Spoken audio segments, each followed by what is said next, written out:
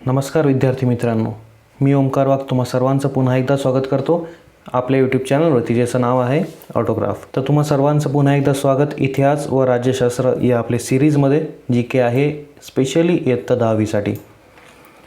जसं की आपण याच्या आधीच्या व्हिडिओमध्ये बघितलं, याच्या आधीच्या व्हिडिओमध्ये आपण काय बघितलं, आपण अनुक्रमणिकेचा अभ्यास केला होता आणि त्यासोबतच आपण जी काही क्षमता विधाने आहेत त्यांचा देखील अभ्यास आपण मागच्या व्हिडिओमध्ये केला होता आणि अनुक्रमणिकेचा आपण अभ्यास केला होता.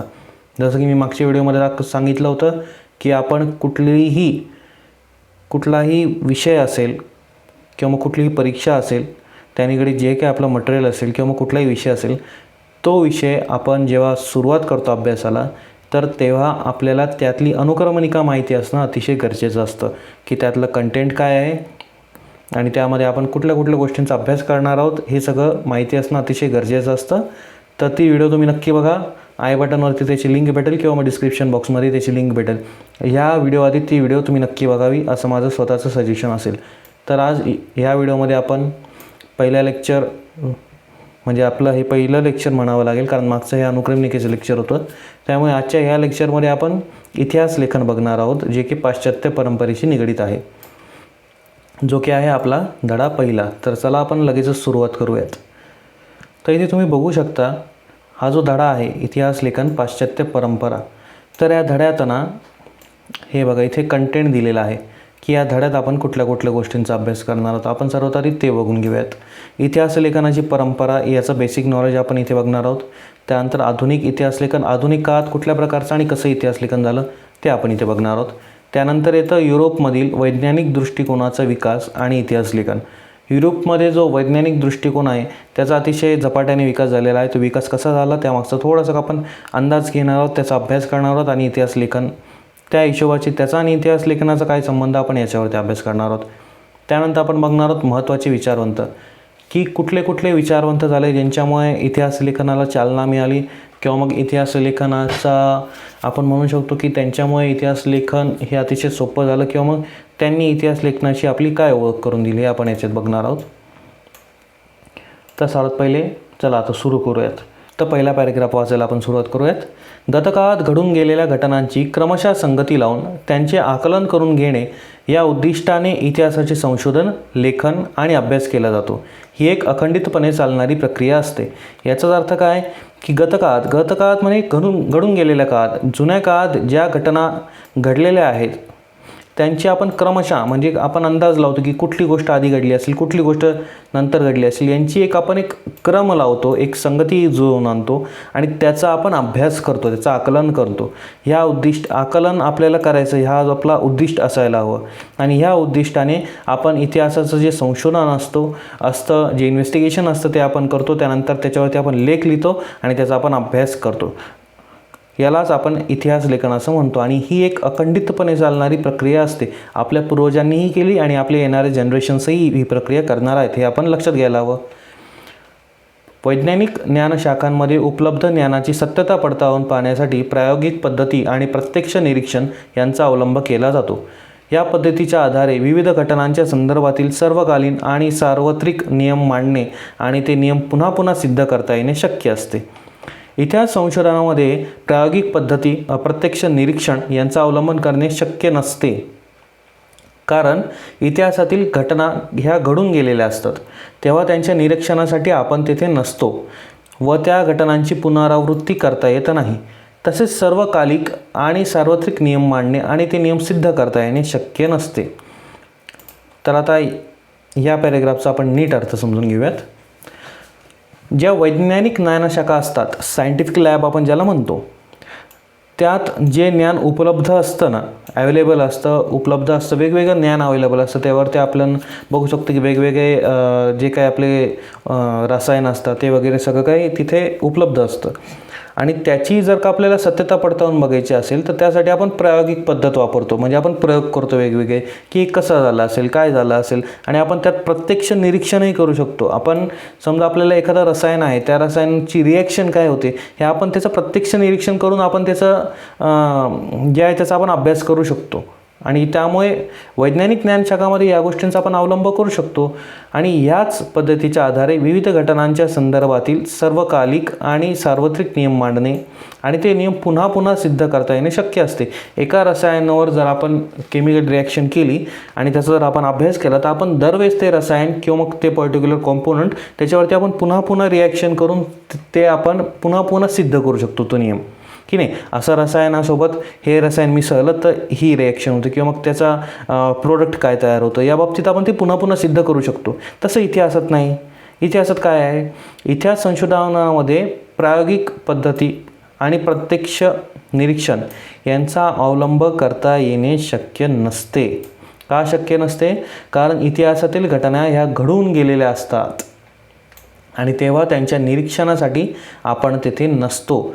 जर एखादी समजा 4000-5000 वर्षांपूर्वी जी घटना घडून गेलेली आहे तिथे आपण ऑब्व्हियसली नसणार आणि त्या घटना ज्या घडून गेलेल्या असतात त्यामुळे त्याच्यात निरीक्षणाचा काही संबंधच येत नाही, कारण आपणच तिथे नाही ना त्यावेळेस. आणि त्या घटनांची पुनरावृत्ती पण करता येत नाही. आपल्याकडे काही टाईम मशीन नाही की आपण याच्या मागच्या जन्मात जाऊन किंवा मग एवढे 4-5 वर्षापूर्वी जाऊन आपण ती घटना पुन्हा एकदा निरीक्षण करू शकतो. कदाचित भविष्यात ती टेक्नॉलॉजी येईल पण सध्या तरी नाही. आपल्याला त्याची पुनरावृत्ती करताच येत नाही. तसेच ते सर्वकालिक आणि सार्वत्रिक नियम मांडणे आणि ते नियम सिद्ध करता येणे हे शक्य नसते. पुन्हा पुन्हा आपण ती सिद्धच करू शकत नाही कारण ती घटना ऑलरेडी घडून गेलेली आहे. सर्वप्रथम ऐतिहासिक दस्तऐवज लिहिण्यासाठी ज्या भाषेचा आणि लिपीचा वापर केला गेला असेल त्यांचे वाचन करण्यासाठी आणि त्यांचा अर्थ समजण्यासाठी ती भाषा आणि लिपी जाणणाऱ्या तज्ज्ञांची आवश्यकता असते. त्यानंतर अक्षरवाटिका म्हणजे अक्षरांची वळण, लेखकाची भाषाशैली, वापरलेल्या कागदाच्या निर्मितीचा काळ आणि कागदाचा प्रकार, अधिकारदर्शक मुद्रा यांसारखे विविध गोष्टींचे जाणकार संबंधित दस्तऐवज अस्सल आहे की नाही हे ठरवण्यात मदत करू शकतात. त्यानंतर इतिहासतज्ञ ऐतिहासिक संदर्भांच्या तौलनिक विश्लेषणाच्या आधारे दस्तऐवजातील माहितीच्या विश्वासार्हतेची पडताळणी करू शकतात.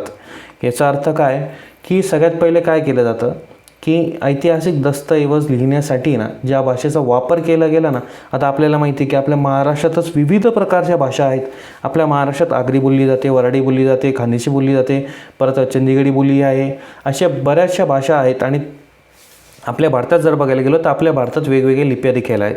मग आणि जसं जसं माणूस जसा जसा क्रांती घडत गेली माणसामध्ये, जसं जसा माणसाचा बदल होत गेला, जसा जसा काळ जात गेला तसं तसा भाषांचाही वापर कमी झाला. आपण बघू शकतो की जे पौराणिक काळ होते त्यांच्यामध्ये संस्कृत भाषेचा प्रचंड जास्त उपयोग केला जायचा, परंतु आत्ता त्या भाषेचा एवढा उपयोग होत नाही. तर त्या हिशोबाने आणि जर अधिकच जुना असेल, समजा 4-5 वर्षापूर्वीचं जर का आपण हे घेतलं इतिहास जर का घेतला तर तेव्हाचा जर काही दस्तऐवज असेल तर त्यासाठी कुठल्या लिपीचा वापर केला गेला ती लिपी नक्कीच आत्तापेक्षा वेगळी असेल, ऑब्व्हियस आहे. त्यामुळे त्या लिपीचा वापर केला गेला असेल हे आपल्याला माहिती करावं लागतं. त्यानंतर त्या लिपींचं वाचन करण्यासाठी आणि त्याचा अर्थ समजण्यासाठी ती भाषा आणि ती लिपी जाणणारे काही लोक अभ्यासक असतात, त्या तज्ज्ञांची आवश्यकता असते. ते लोक त्याच्यावरती रिसर्च करतात, त्यावर संशोधन करतात, त्याचा अभ्यास करतात आणि त्यांना ती लिपी ज्ञात असते. त्यानंतर अक्षरवाटिका. अक्षरवाटिका म्हणजे काय? अक्षरांचे वळण, अक्षरांचं वळण कसं आहे, लेखकाची अक्षरशैली कशी आहे, भाषाशैली कशी आहे. म्हणजे मी जसं की सांगितलं मराठीत वेगवेगळ्या प्रकार येतात, मग मराठीची त्याची भाषाशैली कशी आहे हे आपल्याला बघायला हवं. कागदाच्या निर्मितीचा काळ हे अतिशय महत्त्वाचं आहे. जसं जसं आपण म्हणतो की आपण म्हणतो आपली प्रोग्रेस होते आहे, आपण का बदल घडतात, तसं प्रकारे काही गोष्टींच्या निर्मितीमध्ये पण बदल घडतात. जसं की आता टेक्नॉलॉजीमुळे वेगवेगळ्या प्रकारचे कागद निघायला लागले, मग त्या हिशोबाने तो कुठल्या काळातला कागद आहे त्याच्या बनावटीवरनं आपल्याला त्याचा अभ्यास येतो. त्यानंतर तो कागदाचा प्रकार कुठला आहे, कुठल्या झाडापासून म्हणजे कुठल्या प्रक्रियेद्वारे तो कागद बनवला गेलेला आहे याचा आपण थोडासा अभ्यास करू शकतो. अधिकारदर्शक मुद्रा, वेगवेगळ्या महाराजा जे होते त्यांच्या मुद्रा वेगवेगळ्या होत्या, मग त्यानुसार ती मुद्रा कोणती आहे, ती कोणता अधिकार दर्शवते, यांसारखे विविध गोष्टींचे जाणकार संबंधित दस्तऐवज अस्सल आहे की नाही हे ठरवण्यास मदत करू शकतात. ह्या सगळ्या गोष्टींमुळे आपल्याला लक्षात येतं की आपल्याला जो दस्तऐवज भेटलेला आहे तो खरा आहे की खोटा आहे, कुठल्या भागातला आहे किंवा मग कुठल्या काळातलं हे आपल्याला त्यातनं समजतं. त्यानंतर इतिहासतज्ञ ऐतिहासिक संदर्भांचे तौलनिक तौलनिक विश्लेषणाच्या आधारे दस्तऐवजातील माहितीच्या विश्वासार्हतेची पडताळणी करू शकता. आणि या सगळ्या गोष्टींच्या आधारे जी आपण जे सबमिट म्हणजे आपल्याला जो दस्तऐवज भेटलेला आहे तो खरा आहे की खोटा आहे, या सगळ्यांवरती आपण त्याचं विश्लेषण आणि ते विश्वासार्ह आहे की नाही याची आपण पडताळणी करू शकतो. एवढा पॅरेग्राफ आपण वाचून घेऊयात. मग आपण इतिहास संशोधन पद्धती बघूयात. ओके. सो इतिहास संशोधनास सहाय्यभूत होणाऱ्या विविध ज्ञानशाखा व संस्था आहेत. उदाहरणार्थ पुरातत्व, अभिलेखागार, हस्तलिखितांचा अभ्यास, पुराभिलेख, अक्षरवाटिकाशास्त्र, भाषारचनाशास्त्र, नाणकशास्त्र, वंशवळींचा अभ्यास इत्यादी. म्हणजे थोडक्यात इतिहास संशोधनास मदत होईल असे विविध ज्ञानशाखा आणि संस्था आहेत. जसं की आणखी काय, पुरातत्व विभाग आपण चांगल्या प्रकारे ओळखून असतो, आपल्याला बातम्यांमध्ये वगैरे मिळतं. कुठे काही जर का अवशेष वगैरे सापडले तर तिथे लगेच पुरातत्व विभाग तिथे संशोधन करायला सुरू करतं. अभिलेखागारही आहे, हस्तलिखितांचा अभ्यास करणारे काही संस्था आहेत, काही ज्ञानशाखा आहेत. पुराभिलेखही आहे. अक्षरवाटिकाशास्त्र, जसं की आपण सांगितलं की लिपी कशी आहे, त्या अक्षराचं वळण कसं आहे ते सगळं आपण बघतो. भाषा रचनाशास्त्र, कुठल्या भागात कुठली भाषा बोलली जाते किंवा मग आपल्याला जी भाषा आपल्यासमोर आलेली आहे ती भाषा कुठल्या प्रकारे असेल. नाणकशास्त्र हे देखील एक शास्त्र आहे. वंशवळींचा अभ्यास, वंशवळ कोणाची कशी होती त्यांचा अभ्यास करणारेही काही संस्था असतात. आणि या सगळ्यांचा आपल्याला इतिहास संशोधनात खूप चांगला असा उपयोग होतो. तर आता आपण बघूयात इतिहास संशोधनाची पद्धती. इतिहासाची मांडणी आपण इकडे बघू शकता, इथे सेंटरला इतिहासाची मांडणी दिलेली आहे. त्यानंतर हे सगळे जे भाग आहेत हे सर्व आपल्याला उपयोगात येतात इतिहासाची मांडणी करण्यासाठी. आता आपण एक एक करून हे वाचूयात. ओके, ठीक आहे. उपलब्ध ऐतिहासिक माहितीचे संदर्भ तपासणे. जी उपलब्ध ऐतिहासिक आपली माहिती आहे त्यांचा संदर्भ आपण थोडंसं लावायचं की नाही, याचा काय अंदाज लागतो आहे का, कुठला आहे, कसं आहे. त्यानंतर ऐतिहासिक माहितीचे संकलन, ऐतिहासिक बदलांना कारणीभूत असणाऱ्या प्रक्रियांचे स्वरूप अधोरेखित करणे, त्यांचे तौलनिक विश्लेषण करणे. ऐतिहासिक माहिती जी आपल्याला भेटते त्याचं आपल्याला संकलन करायचे, ती माहिती गोळा करायची. त्यानंतर ऐतिहासिक बदलांना कारणीभूत असणाऱ्या प्रक्रियांचे स्वरूप आपल्याला त्यात अधोरेखित करायचं की यात काय उपयोगाचं आहे, कुठली गोष्ट अशी आहे ज्याने आपल्याला ऐतिहासिक बदल घडून आले, त्यांचं आपल्याला नीट विश्लेषण करायचं आहे. हा एक फॅक्टर झाला. त्यानंतर आहे विशिष्ट ऐतिहासिक घटनांच्या उपलब्ध माहितीचे स्थलकालात्मक संदर्भ तसेच ऐतिहासिक अभ्यास पद्धतीच्या विविध संकल्पनात्मक चौकटींचे आकलन करून घेणे. विशिष्ट ज्या ऐतिहासिक घटना ज्या घडतात त्यांच्यावरती आपल्याला जी उपलब्ध माहिती आहे त्यांचा आपल्याला नीट संदर्भ लावता आला पाहिजे. तसंच इतिहासातील जी अभ्यास पद्धती आहे त्यातले विविध जे संकल्प असतात त्यांचं आपल्याला आकलन करून घेता आलं पाहिजे. हे सगळ्या गोष्टी कशात काम येतात, इतिहासाची मांडणीमध्ये. पुढचं काय आहे, ऐतिहासिक संदर्भाशी निगडीत योग्य प्रश्नांची मांडणी करणे. एखादा ऐतिहासिक आपल्याला का संदर्भ भेटला तर त्याच्या निगडीत आपल्याला कुठले कुठले प्रश्न उपस्थित झाले पाहिजे, त्या प्रश्नांची आपल्याला योग्य मांडणी करता आली पाहिजे. त्यानंतर आहे संभाव्य परिकल्पना मांडणे की नाही बाबा, जे आपल्याला सध्या पुरावे मिळाले आहे, जे ऐतिहासिक संदर्भ मिळाले आहे, जो काही आत्तापर्यंत आपण अभ्यास केला आहे त्यातनं आपल्याला कुठल्या प्रकारचा काय अंदाज येतो, काय आपली कल्पना असू शकते ते आपल्याला मांडता आली पाहिजे. त्यानंतर इथे इतिहासाच्या साधनांचे चिकित्सक संशोधन करणे. जे आपल्याला साधनं भेटतात इतिहासात त्यांचं आपल्याला नीट संशोधन करायचं आहे की ते खरे आहेत की खोटे आहेत, नक्की कुठल्या काळातले आहेत, कसे आहेत, त्यावरती आपल्याला अभ्यास करता यायला हवा. तर हे झालं बेसिक. आता पुढचा भाग आहे तो आहे इतिहास लेखनाची परंपरा. तर तो आता आपण सुरू करूयात. इतिहासात उपलब्ध पुराव्यांचे चिकित्सापूर्वक संशोधन करून भूतकाळात घडून गेलेल्या घटनांची मांडणी कशी केली जाते हे आपण पाहिले. अशी मांडणी करण्याच्या लेखन पद्धतीला इतिहास लेखन असे म्हणतात. अशा प्रकारे इतिहासाची चिकित्सापूर्वक मांडणी करणाऱ्या संशोधकाला इतिहासकार असे म्हटले जाते. आता आपण बघितलं की इतिहासात जे आपल्याला पुरावे मिळतात त्यांचा आपण कसा अभ्यास करतो, चिकित्सापूर्वक संशोधन करतो, अभ्यास करतो. त्यावरती आपण भूतकाळात घडून गेलेल्या घटनांची मांडणी कशी केली जाते हे आपण बघितलं. तर आता आहे अशी मांडणी करण्याच्या लेखन पद्धतीला काय म्हणतात, इतिहास लेखन म्हणतात. म्हणजे ती आपण हे बघितलं ना, हे इतिहास संशोधन पद्धती हे अतिशय महत्त्वाचं आहे. ठीक आहे.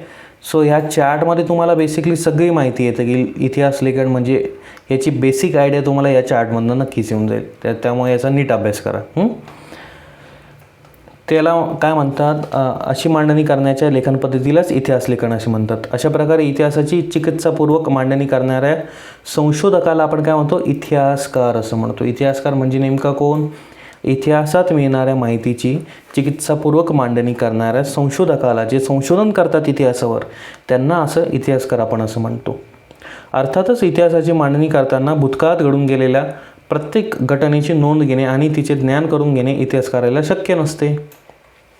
इतिहासाची मांडणी करताना इतिहासकार भूतकाळातल्या कोणत्या घटनांची निवड करतो हे त्याला वाचकांपर्यंत काय पोचवायचे आहे यावरती अवलंबून असते. निवडलेल्या घटना आणि त्यांची मांडणी करताना अवलंबलेला वैचारिक दृष्टिकोन या गोष्टी इतिहासकाराच्या लेखनाची शैली निश्चित करतात. जगभरातील प्राचीन संस्कृतीमध्ये अशा प्रकारे इतिहास लेखन करण्याची परंपरा नव्हती, परंतु त्या लोकांना भूतकाळाची जाणीव किंवा जिज्ञासा नव्हती असे म्हणता येणार नाही. वडीलधाऱ्या व्यक्तींकडून ऐकलेल्या पूर्वजांच्या जीवनाच्या पराक्रमाच्या गोष्टी पुढच्या पिढीपर्यंत पोहोचवण्याची आवश्यकता त्या काळातही भासत होती. गृहचित्रांद्वारे स्मृतींचे जतन, कहाण्यांचे कथन, गीत आणि पोवाड्यांचे गायन यांसारख्या परंपरा जगभरातील संस्कृतींमध्ये अतिप्राचीन काळापासून अस्तित्वात होत्या. आधुनिक इतिहास लेखनात त्या परंपरांचा साधनांच्या स्वरूपात उपयोग केला जातो. आता आपण वाचला, आता आपण याचा नीट अर्थ समजून घेऊया. इतिहासाची मांडणी करताना भूतकाळात जी प्रत्येक गोष्ट घडून गेली ती आणि त्याचा अभ्यास करणं शक्य नसतं, बरोबर. कारण आपल्याला काही महत्त्वाच्या गोष्टी किंवा महत्त्वाचे जे इव्हेंट्स असतात, महत्त्वाचे जे प्रसंग घडून गेलेले असतात, आपल्याला त्याचं ज्ञान मिळतं, आपल्याला त्याचे पुरावे मिळतात, परंतु आपल्याला प्रत्येक घटनेची मिळतील असं नाही ना. त्यामुळे ते इतिहासकारासाठी थोडंसं अडचणी निर्माण करतात, ते त्याला शक्य नाही होत. इतिहासाची मांडणी करताना इतिहासकार भूतकाळात कोणत्या घटनांची निवड करतो हे कशावरती डिपेंड असतं की त्याला वाचकांपर्यंत नेमकं काय पोचवायचं, त्याला कुठला, त्याचा बघण्याचा दृष्टिकोन कसा आहे, त्याला वाचकांपर्यंत कुठल्या दृष्टिकोनापर्यंतपासून काय पाठवायचं आहे, त्यावरती तो ज्या गोष्टी किंवा ज्या घटनांची निवड करतो ते डिपेंड करतं, अवलंबून असतं. निवडलेल्या घटना आणि त्यांची मांडणी करताना अवलंबलेला वैचारिक दृष्टिकोन या गोष्टी इतिहासकाराच्या लेखनाची शैली निश्चित करतात. तो इतिहासकार कुठल्या वैचारिक दृष्टिकोनाने, म्हणजे कुठल्या बाजूने तो त्या परिस्थितीला म्हणा किंवा त्या घटनेला म्हणा त्याची मांडणी करतोय, तो कुठल्या बाजूने त्या घटनेकडे बघतोय, त्यावरती त्याची लेखनाची शैली डिपेंड करते. जगभरातील प्राचीन संस्कृतीमध्ये अशा प्रकारे इतिहास लेखन करण्याची परंपरा याआधी नव्हती. अतिप्राचीन काळापासून ही नाही आहे, परंतु याचा अर्थ असा नाही होत की त्यांना भूतकाळाची जाणीव नाही किंवा त्यांना भूतकाळात काय घडून गेलं याच्यात त्याला काही इंटरेस्ट नाही, असं नाही. वडीलधाऱ्या व्यक्तींकडून आपण जे ऐकतो ना की पूर्वजांच्या कथा वेगवेगळ्या किंवा काय काय पराक्रम झाले, कुठल्या लढाया झाल्या, कुठले युद्ध झाले, यांविषयीच्या गोष्टी पुढच्या पिढीपर्यंत पोहोचवण्याची आवश्यकता त्या काळातही भासत होती. त्यांनाही असं वाटायचं की नाही बाबा आपल्यालाही काहीतरी अभ्यास करता यावा किंवा आपल्यालाही काही गोष्टी करता याव्या. त्यामुळे त्यांनी काय केलं, मग गृहचित्राद्वारे आपण जे बघू शकतो की बऱ्याचशा गुहा वगैरे असतात, त्यांच्यामध्ये काही ड्रॉइंग्स काढलेले असतात, काही चित्र काढलेले असतात, त्यातनं त्यांना काहीतरी संदेश द्यायचा असतो किंवा काहीतरी घडून गेलेल्या गोष्टींचे ते काहीतरी जतन करतात, कहाण्यांचे कथन करतात की नाही कुठल्या प्रकारे काय काय कहाणी झाले होते. आणि पोवाड्यांच्या गायनानुसारही आपण आपला इतिहास पाठवण्याची परंपरा आपल्याकडे आहे, त्याला लोककला असं म्हणतात. त्यानंतर यासारख्या परंपरा जगभरातील संस्कृतींमध्ये अतिप्राचीन काळापासून अस्तित्वात होत्या. आणि आत्ताच्या जे आत्ताचं जे इतिहास लेखन आहे, जे आपण आत्ताच्या काळातलं इतिहास लेखन करतो, त्या परंपरांचा काय उपयोग होतो, साधनांच्या रूपात उपयोग होतो. त्या परंपरांवरनं आपल्याला काही क्लूज भेटतात, काही महत्त्वाचे धागेदोरे मिळतात की नाही, ज्या आपण ऐकलेल्या गोष्टी असतात वगैरे वगैरे, तर त्यातनं आपल्याला थोडासा अंदाज येतो की याआधी काय घडलं असेल काय नाही ते. हा अतिशय महत्त्वाचा आणि इंटरेस्टिंग टॉपिक आहे, तुम्हाला माहीत आहे का, हे देखील वाचायचं बरं का, हे फार इंटरेस्टिंग असतं जनरल नॉलेजसाठी. याला तुम्ही नीट बघून घ्या एकदा या फोटोला. हा काय आहे, हा फ्रान्स येथील लूव्र या संग्रहालयात ठेवलेला एक प्राचीन शिलालेख आहे. हा एक बेसिकली एक दगड आहे, शिला आहे एक, त्यावरती काहीतरी त्यावरती लिहून किंवा काहीतरी ड्रॉ करून, काहीतरी चित्र काढून आपल्याला काहीतरी एक संदेश देण्याचा प्रयत्न करण्यात आलेला आहे. वरील चित्रात हातात ढाल आणि भाला घेतलेल्या सैनिकांची शिस्तबद्ध रांग आणि त्यांचे नेतृत्व करणारे सेनानी दिसत आहेत. आपण बघू शकतो हे जे आहेत, तेव्हा मी तुम्हाला थोडंसं झूम करून दाखवतो. तर इथे हे बघा, हे सगळे चेहरा आहे सेनानींचा. एक शिपाई आपण बनवूयात. ही बघा, ही त्याची ढाल आहे. नीट लक्ष द्या पॉइंटरकडे. ही बघा, ही त्याची ढाल आहे आणि हा त्याचा परत चेहरा आहे. हा एक शिपाई आहे. असे किती शिपाई आहेत? 1 2 3 4 5 6 7 8 शिपाई आहेत आणि त्यांचा एक सेनानी दिसतोय. आणि त्यांच्या हातात तुम्ही बघू शकता ढाल आहे आणि भाले पण आहेत. असे भाले आहेत ते ॲक्च्युली दाखवण्याचा प्रयत्न केला आहे. सेनानी दिसत आहेत ते. हे बघा, वरील चित्रात हातात ढाल आणि भाला घेतलेल्या सैनिकांची शिस्तबद्ध रांग आणि त्यांचे नेतृत्व करणारे, ही शिस्तबद्ध रांग आणि त्यांच्यात नेतृत्व करणारे सेनानी पण दिसत आहे. बरोबर. ऐतिहासिक घटनांची लिखित नोंदी करण्याच्या परंपरेची सुरुवात मेसोपोटेमियातील सुमेर संस्कृतीमध्ये झाली असे सध्या परिस्थितीत म्हणता येईल. ही जी संस्कृती होती सुमेर संस्कृती, यांच्यात खरं तर ऐतिहासिक घटनांची लिखित नोंदी करण्याच्या परंपरेची सुरुवात झाली असं आपण म्हणू शकतो. सुमेर साम्राज्यात होऊन गेलेले राजे, त्यांच्यामधील संघर्षाच्या कहाण्या यांची वर्णने तत्कालीन शिलालेखांमध्ये जतन केली आहेत. त्यातील सर्वाधिक प्राचीन शिलालेख हा सुमारे 4500 वर्षांपूर्वीचा आहे. त्यामध्ये सुमेरमधील 2 जे राज्य होते त्यांच्यात जे युद्ध झालं होतं त्याची नोंद केलेली आहे. तो सध्या फ्रान्समधील लुव्र या जगप्रसिद्ध संग्रहालयात ठेवलेला आहे. आपण बघू शकतो की इथे एक युद्ध झालेला आहे आणि त्याची एक जे आपण म्हणतो एक शिलालेख आहे तो त्यावरती बनवलेला आहे आणि हे सध्या फ्रान्समध्ये ठेवलेलं आहे. हे आपण माहिती करायला हवे आहे आपल्याला. तर आता आपण आधुनिक इतिहास लेखनाकडे वळूयात. आपला पहिला पाठ झालेला आहे ज्याचं नाव होतं इतिहास लेखनाची परंपरा. आता आपण आजच्या काळातलं म्हणजे आधुनिक काळातलं इतिहास लेखन बघणार आहोत. तर आधुनिक इतिहास लेखनाच्या पद्धतीची 4 प्रमुख वैशिष्ट्ये सांगितली जातात. यांचा नीट अभ्यास करायचे अतिशय महत्त्वाचे आहेत. पहिलं काय आहे? ही पद्धती शास्त्रशुद्ध आहे. तिची सुरुवात योग्य प्रश्नांची मांडणी करण्यापासून होते. एक शास्त्रशुद्ध पद्धत, तिची सुरुवात कशी होते? योग्य प्रश्नांची आपण योग्य मांडणी करतो त्यातून. दुसरं, हे प्रश्न मानव केंद्रित असतात. म्हणजेच ते भूतकाळातील विविध मानवी समाजाच्या सदस्यांनी विशिष्ट कालावधीत केलेल्या कृतीसंबंधी असतात. इतिहासात या कृतीचा संबंध दैवी घटना किंवा देवदेवतांच्या कहाण्यांची जोडण्याचा प्रयत्न केला जात नाही. दुसरं वैशिष्ट्य काय आहे आधुनिक इतिहास लेखनाच्या पद्धतीचं? की हे मानवकेंद्रित असतात. म्हणजे मानवाच्या बाजूने मांडली जातात. म्हणजे जे काही केलेलं मानवाने केलेलं आहे असं याचा समज असतो. म्हणजेच ते भूतकाळातील विविध ज्या मानवी समाजाच्या सदस्यांनी विशिष्ट कालावधीत केलेल्या कृतीसंबंधी असतात. माणसाने काय काय कृती केलेल्या आहे, काय काय घटना ज्या घडलेल्या आहेत त्या कशा घडल्या, काय घडल्या, त्यांचा आपण अभ्यास करतो यात. ह्या कृतीचा संबंध कुठल्याही दैवी घटनाशी किंवा देवदेवतांच्या कहाण्यांशी जोडण्याचा प्रयत्न केला जात नाही. जे काही झालं आहे त्याला एक शास्त्रशुद्ध काहीतरी रिझन असू शकतं, काहीतरी कारण असू शकतं, त्याचा अभ्यास केला जातो. तिसरं आहे, या प्रश्नांच्या इतिहासातील उत्तरांना विश्वासार्ह पुराव्यांचा आधार असतो. त्यामुळे इतिहासाची मांडणी ही तर्कसुसंगत असते. असं नाही काहीतरी अफवा आहे आणि आपण आपल्या काहीतरी महत्त्वाचं काहीतरी आपल्या मनाचं केलं आणि त्यातनं आपण इतिहास लेखनाची मांडणी केली, असं नाही होत कधी. या प्रश्नांच्या इतिहासातील उत्तरांना विश्वासार्ह पुराव्यांचा आधार असतो. आपल्याला जे अवशेष मिळतात, जे काही आपल्याला दस्तऐवज मिळतो तो आपण नीट पडताळतो वगैरे, त्यातनं पुरावे मिळवतो आणि त्या पुराव्यांच्या आधारावरती आपण इतिहास लेखन करतो. त्यामुळे त्याची मांडणी कशी होती? तर्कसुसंगत होते. म्हणजे बरोबर मांडणी होती त्याची. मानवजातीने भूतकाळात केलेल्या कृतींच्या आधारे मानवजातीच्या वाटचालीचा वेध हा इतिहासात घेतला जातो. याआधी आपण बघतो की आधी मानव, मग त्यानंतर मध्ययुगीन आणि आता आधुनिक, असं जे काही आहे मानवाचं जी काही क्रांती घडत गेली मानवाच्या आयुष्यात किंवा मानवाच्या जमातीत, ती कशी घडत गेली. मग त्याने भूतकाळात काय काय केलं? त्याने आधी आगीचा शोध लावला, मग चाकाचा शोध लावला, असं जे आपण म्हणत गेलो. आता टेक्नॉलॉजी अतिशय वाढत चालली आहे. त्यातनं मानवजातीचं वाटचाल कशी होती मानवजातीची, याचा इतिहासात आपण वेध घेऊ शकतो. की कुठून सुरुवात झाली आणि कुठे चाललं आहे याचा आपण थोडासा वेध घेऊ शकतो.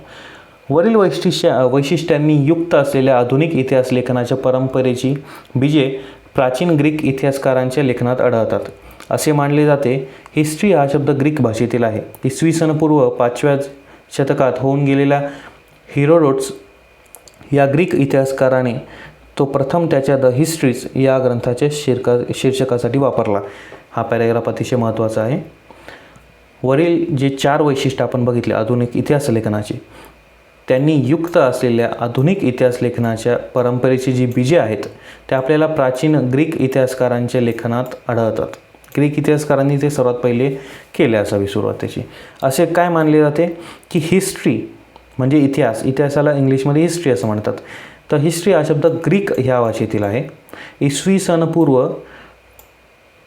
5व्या शतकात होऊन गेलेला हेरोडोटस नावाच्या ग्रीक इतिहासकाराने तो प्रथम त्याच्या द हिस्ट्रीज सर्वात पहिले त्यांनी जो द हिस्ट्रीज हा नावाचा जो ग्रंथ लिहिला त्या ग्रंथाचं शीर्षक वापरलं आणि त्यानंतरच तो हिस्ट्री हा शब्द आज आपण विषय म्हणून शिकतोय.